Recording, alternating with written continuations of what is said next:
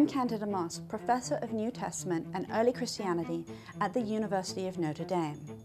Today, Christians from all denominations remain deeply invested in the myth that for the first 3 centuries of its existence, the early church was the victim of relentless persecution.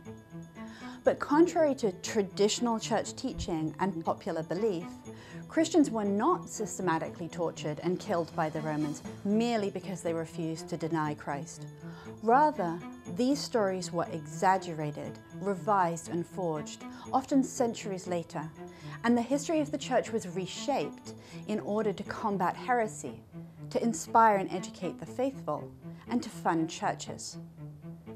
In addition to getting the history right, the goal of my book is to expose the dangerous legacy that these misunderstandings about Christian martyrdom have had for us today.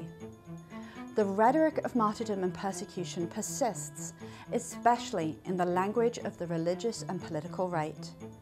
And just as early Christians employed the martyrdom myth to exclude heretics, this very same myth is still used to silence dissent and galvanize a new generation of cultural warriors.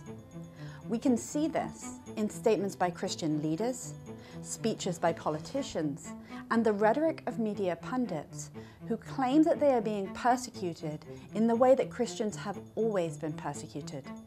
The idea that Christians are, by their very nature, persecuted is grounded in an inaccurate history of the early church. Christians were not relentlessly persecuted in the first few centuries, and they're not systematically and continually persecuted today.